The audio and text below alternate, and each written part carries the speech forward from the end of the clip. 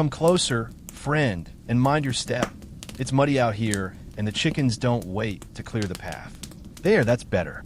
Now, pull your cloak tighter and listen close, for I'll take you where few care to look, and even fewer live to forget. We're off to spend a day inside a medieval inn, a place where stories are swapped for ale, where trust is measured in coins and caution, and where the walls could speak.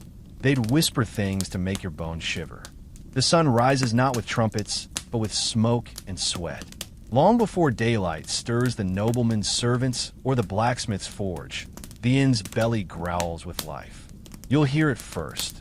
The crackle of the hearth, the scrape of iron pots, and the curse of a cook too proud to admit the bread burned. The innkeeper's wife is up with the cocks, her hands red from scrubbing yesterday's stew from trenchers and tankards. Her back is bent, but her ears are sharp. She knows who arrived last night and who slipped away before dawn. She knows who paid, who lied, and who'll be trouble before sunset. If you're lucky, the fire's still hot and the porridge not yet cold. Oats, water, a pinch of salt, nothing grand, but it'll keep your legs beneath you. Sit at a long wooden table, pitted with knife marks and old wax. Don't lean too far. Those stains aren't just spilled meat. They say one fellow once laughed too loud at another man's story and ended up bleeding through the floorboards. Whether it's truth or tale, best to laugh quiet. As the morning rolls in, the inn comes alive with its cast of characters. A merchant counts his coins beneath his breath, worried his pouch feels lighter than last night. A peddler hawks ribbons and herbs from a bundle by the door, her eyes flitting to the guard's sword each time a shout rings out. And there, by the hearth, slouched like a sack of onions, snores the same drunk from yesterday. No one knows his name. He pays in copper and farts, and no one dares drag him out, for he's harmless, and besides, he's kin to the tanner's cousin's man-at-arms. Now then, you might wonder what sort of business an inn sees when the sun is high. It's not just ale and gossip, no sir. Inns are crossroads of kind, places where merchants trade, pilgrims rest, thieves listen, and secrets move quicker than fleas on a mongrel. Men arrive dusty and wide-eyed from the road, boots cracked and stories wild. They've seen bandits in the hills, a bishop riding with guards, or a maiden with hair like moonlight. Whether it's truth or ale-tinted dreams, it all ends up the same, in the retelling, louder and longer each time. By midday, the common room smells of spiced meat and smoke. If you're lucky, and the local lord hasn't raised taxes again, you'll be fed something more than broth. A stew, thick with barley and bone, ladled from a pot that never fully empties. Bread is dark, coarse, chewed more than eaten. Meat, when there is some, maybe rabbit, pigeon, or something best not asked. The cook won't say, and the dogs don't care. The innkeeper himself is a curious beast, thick of shoulder and thin of smile. He moves like a man who's broken more fights than fasts. His eyes never rest. His ears catch everything. Ask him a question, and you'll get shrugged. Ask twice, and you'll pay in coin. But ask nothing, and he might speak. He's seen lords drunk as swine, ladies running with monks, and one night. So he says, the devil himself in a crimson cloak, offering gold that never rang true. As shadows stretch, the inn darkens. Candles flicker in sconces, their wax dripping like tears. The benches fill. The ale flows thicker than blood. You'll hear songs then, some bawdy, some broken, some barely music at all. A bard might strum a lyre with 3 strings and no tune, but folk listen because his tales are sharper than his notes. He sings of battles, of kings, of a goose that married a knight. Nonsense, most of it, but it makes the ale sweeter and the cold outside feel far away. Watch the crowd, and you'll learn more than from any book. A young lad in boots, 2 big steals glances at the serving girl, who pretends not to notice. She's too busy dodging pinches and spilling meat on purpose when hands wander too far. A man with a scar down his cheek keeps his back to the wall and his sword too close for comfort. Another fiddles with his ring, spinning it as though it held back some curse. They've all got stories, and then holds them like a chest with no lock. But not all is laughter and warm drink. The line between mirth and menace here is thin.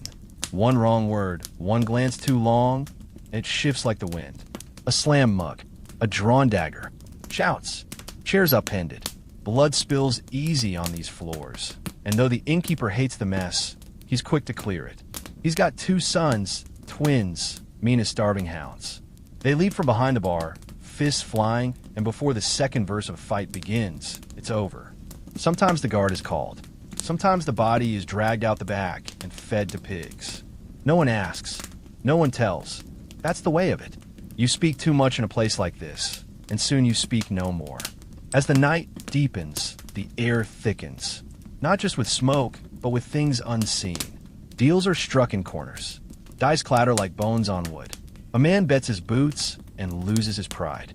Another wins and vanishes before the next round. In a back room, someone cries softly, a sound swallowed by the inn's hunger. A nobleman, masked and cloaked, slips gold into the innkeeper's hand and asks for the room with no window. No one sees him leave, and then there are the arrests. You see, this inn, like many, walks a line between refuge and risk. The local reeve knows it well. Once or twice a week, he comes knocking with men in chain and questions sharp as spears. They drag out a thief, a debt dodger, or a heretic who spoke too boldly after his 3rd pint. Sometimes they take the wrong man. Sometimes the right one slips away. But always, the inn returns to stillness, like a pond after the stone sinks. You might think that's the worst of it, but no, the night's long and the dreams are longer. If you stay in a loft upstairs, mind the beams. They creak like they remember every snore, sob, and secret ever shared beneath them. Your bed is straw, thin and ticklish, and if you're lucky, it only smells of damp. The walls are close, and the cold seeps in like a thief, wrapping round your bones. You'll hear things. A cough below, footsteps that stop short, a whisper with no breath. Sleep lightly. Doors here open themselves, and not all guests check out the same way they came in. Dawn creeps in slow, ashamed of what it sees. The fire is ash. The tables are sticky with regret. A man wakes without his purse. A woman finds a stranger's cloak at her feet. The cook said it again, grumbling as he stirs whatever's left. The innkeeper counts coins, mutters about repairs, and eyes the stains on the floor. Another day begins, and the cycle turns once more. You leave as you came, boots muddy, eyes wide, mind full. Then shrinks behind you, a beast that sleeps with one eye open. But its memory lingers. In the taste of ale, the scent of smoke, the echo of a story half told. You'll speak of it, sure, but never quite right. Because a day in a medieval inn isn't just lived, it survived. So walk on, friend, and choose your next hearth with care. For behind every door lies a tale, and not all tales end in laughter. Come sit, weary soul, and listen well. You think the heartbeat of a town in the old days lay in its church or its castle. Nay, that the tale the nobles tell to make themselves feel holy and important. Truth is, if you wanted to find the pulse of life, its rhythm, its struggle, its laughter, and its blood, you look to the inn. That smoky old den, tucked beside the road or leaning into a square, was where everything worth knowing began and often ended. From first light to last call, a medieval inn was no idle place. It breathed, it moved, it growled with the comings and goings of life itself. And friend, it saw more in one day than most folks saw in a year. Picture this. The sun's barely peeking over the horizon, and already the place stirs like a bear in its den. You'd think the walls were tired from last night's noise, but no, they're ready again. The innkeeper's wife is already scraping the dried mead off the benches, grumbling about muddy boots and spilled stew. Her hands are raw, her sleeves wet, but her eyes sharp as sewing needles. She knows who crept up to whose room, who paid too much, and who paid nothing at all. Inside, the hearth smolders, sending curls of smoke up into the rafters where spiders weave their own gossip. The smell is a mix of charred oats, old beer, and sweat, comforting if you've known nothing else. And most haven't. A proper and sees folk from all walks. There's the merchant buttoned to the chin, counting coins and muttering about taxes. There's the pilgrim with sore feet and a wooden staff, trading tales for supper. There's the soldier on leave, trying to forget what he saw across the river. And there's always a couple too many drunkards already sipping sour ale before breakfast, nursing wounds you can't see with the eye. But don't mistake it for a haven. An inn, for all its noise and warmth, carries danger in its bones. You can smell it if you breathe in deep enough. Beneath the scent of stew and wet wool, there's tension. A tightness in the air like a string pulled taut. Too many men with stories to hide. Too many faces turned from the light. You sit too long and you'll learn things. Some of them useful, some of them cursed. A man whispers of a lord's caravan due at dawn, ripe for the picking. Another boasts of a bounty he saw nailed to the church door, face covered, reward heavy. A third plays dumb, but his eyes keep drifting to the door as though expecting someone with steel. The innkeeper himself is no fool. Thick neck, bigger fists, and a memory sharper than his knives. He's the judge, the banker, and the bouncer all in one. He knows how much ale it takes before a man starts confessing things he shouldn't. And when trouble comes knocking, and it always does, he decides who stays and who gets thrown out with their teeth in the gutter. It's a dance, see? The balance of chaos and calm. Then's a beast always on the edge of waking up mean. It can be a warm hug, or it can bite. Noon passes, and the place feels like a flood. Farmers back from market, boots caked in muck, toss down coins for turnip stew and hard bread. Their laughter is loud, their hands louder. They speak in riddles, curses, and praise for the rain. But not far off by the wall sits a scribe with ink-stained fingers and hollow cheeks. He's quiet, eyes darting, listening more than speaking. What's he writing? No one asks. No one wants to know. By now, there's dice on the tables, and sometimes cards, though they're not common. A couple of sharp lads throw bones and wager on everything from the weather to how many rats the cat will catch before sunset. The cat usually wins. Men bet their last coin, their belts, their boots. One lost his horse once and had to walk home barefoot in the snow. Swore it was cursed dice. The innkeeper just shrugged and fed the horse. But luck's a liar, and winning too much draws attention. Attention leads to accusations, and accusations to shouting. Shouting leads to fists, and soon the benches are overturned, the stew is spilled, and someone's nose is bleeding into the rushes on the floor. If you're smart, you don't join in. You step back, keep your tankard close, and your eyes closer. There's always one who drinks more than he should. Starts singing too loud or bragging about gold he doesn't have. That's when thieves smile behind their cups. They drift like smoke, silent and slick. A pouch disappears. A ring vanishes. A dagger changes hands.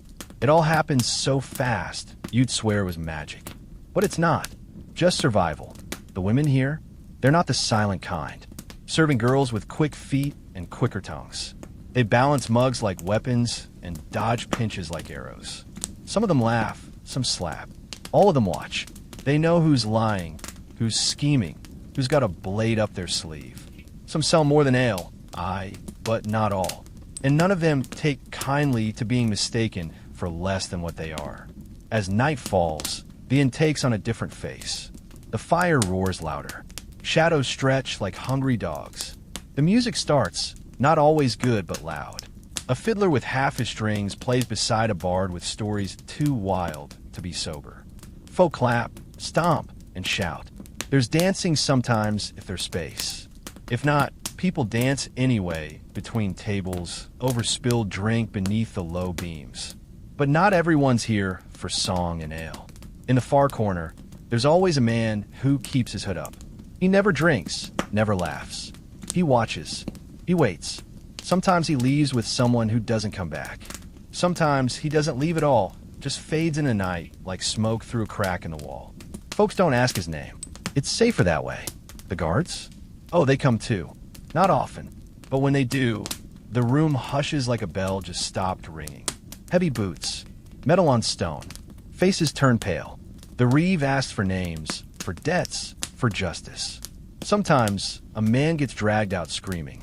Other times he walks silent, like he's already dead. Once they came for a priest, claimed he was preaching lies. Took him in chains. The next day, The innkeeper salted the floor where he'd stood. Don't let the warmth fool you.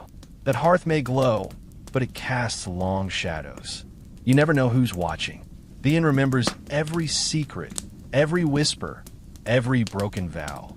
Some say it keeps a ledger longer than any church scroll.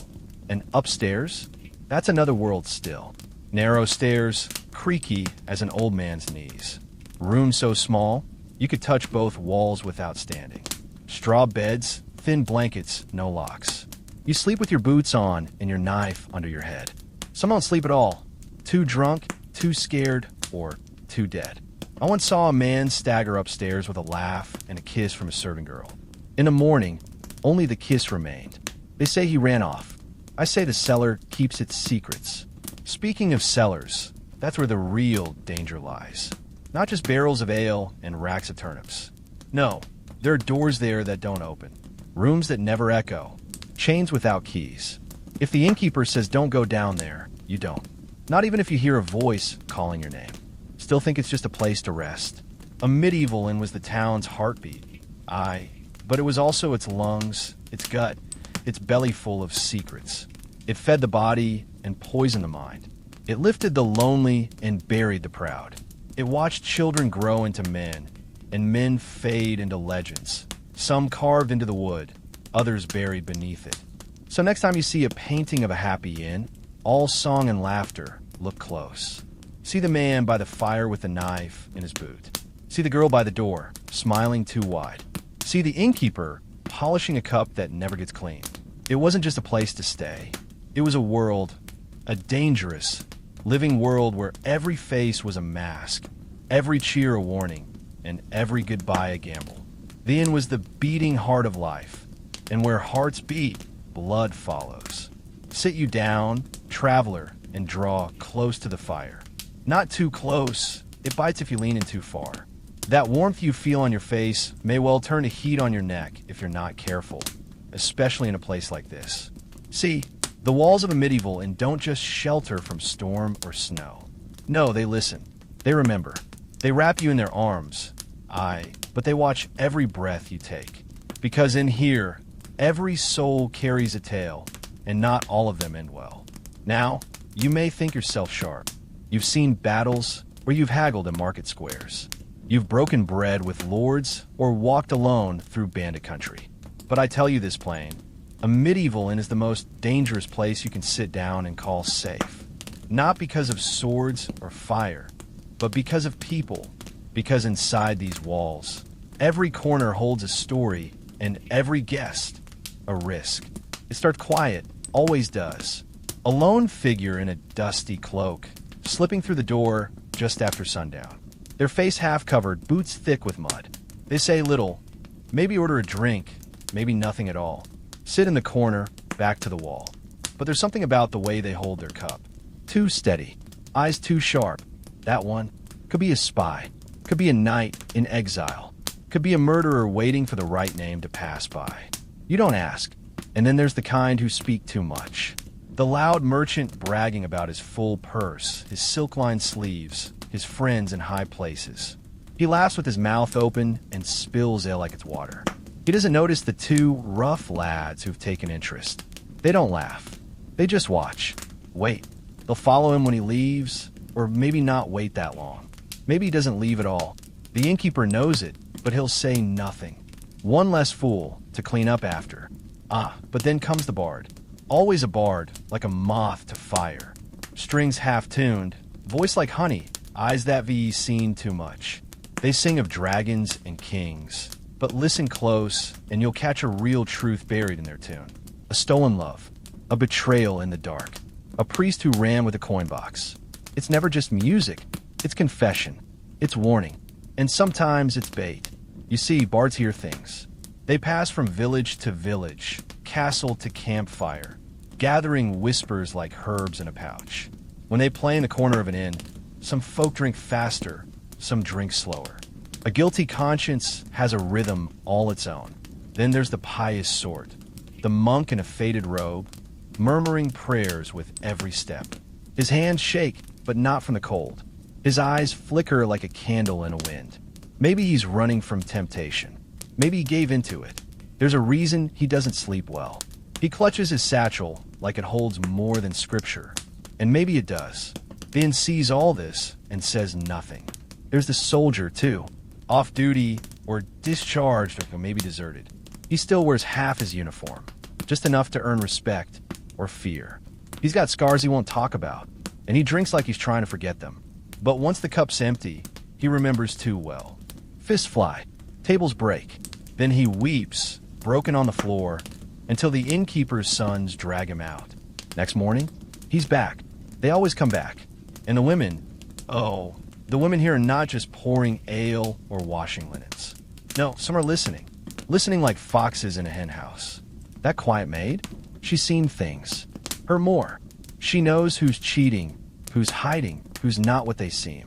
Her smile is sweet, but her silence? Deadly.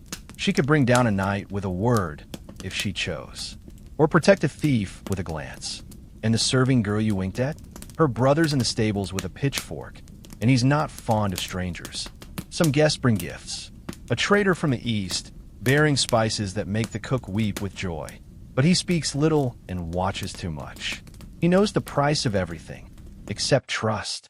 Then there's the healer, cloaked in gray, muttering about herbs that grow in graveyards. She offers potions to the desperate, cures to the sick, and poisons to those with coin. She doesn't stay long. She never does. The innkeeper? He keeps the peace, barely. He's the one who knows who slept in which room and who paid in coin versus promises. His hands are thick, knuckles scarred from keeping folk apart, or putting them down. He says little, but every face that passes through his door becomes a notch in his memory. When he glares, even the brave hold their breath. Not all guests walk in. Some arrive carried. The wounded knight bleeding from a roadside skirmish, groaning as he's hauled to a straw pallet in the back. His armor's dented, his sword missing, but the ring on his finger is worth more than the inn itself. He lives, or he doesn't. If he does, he may return with guards. If he dies, he disappears by morning. The ring? Sold. The story? Changed. Sometimes there's a child, wide-eyed, hungry, alone. Then keeps them fed, keeps them quiet. Where they came from, no one asks. Sometimes they grow up behind the counter or vanish when the next caravan passes through. Life is cheap. So's memory. Each night, the stories deepen. You might sit beside a man and never know the sin he's running from. Or share a drink with a woman whose smile hides 3 dead husbands. Every glance could be a warning. Every compliment a trap.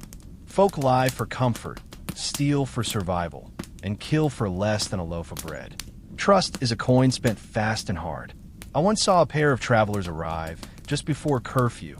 Man and woman, dressed plain, walking close. Said little, ate less. At dawn, the man was gone. No trace. The woman? She left without paying, eyes hollow like a well run dry. A week later, a bounty flyer bore his face. No one claimed it. The inn remembered, but did not speak. Then, there's the ones who return. Same seat, same cloak, same eyes. You don't know their name, and you don't want to. They nod to the innkeeper, paying coins so old it smells of tombs. They drink alone, leave without a word. They're looking for someone. Maybe it's you. Every room here has echoes. The back corner? A baron once plotted a rebellion there, sealed with a stolen kiss. The fireplace? That's where the tanner confessed to killing his brother over a pair of boots. The stairs? A monk fell down them after a cursed dream. And the next day, the plague came to town. Coincidence? Maybe, but the inn knows better. Even silence tells a story. That man who hasn't spoken all evening? He's memorizing faces. That woman who keeps refilling drinks? She's keeping you distracted. That beggar by the door? He's been there 3 nights and yet never eats. Perhaps he's waiting. For what? Or whom? No one dares ask. The truth is a medieval inn is not just a stop for weary bones. It's a stage, a theater of the desperate and the dangerous. Every guest steps into a part. Some rehearsed, some improvised. Some die before the curtain falls. Others vanish backstage. You never know which you'll be. So when you find yourself in such a place, mind your words. Sit near the fire, but not too near. Watch your drink, and watch who's watching you. Because behind every tankard is a tale. Behind every smile is a snare, and behind every guest, a ghost. The stories don't end when the doors close. They just wait for the next fool to walk in. And if you think you're different, safe, clever, careful, then you've not learned the lesson yet. Because in a place like this, every corner holds a story, and every guest is a risk. Even you,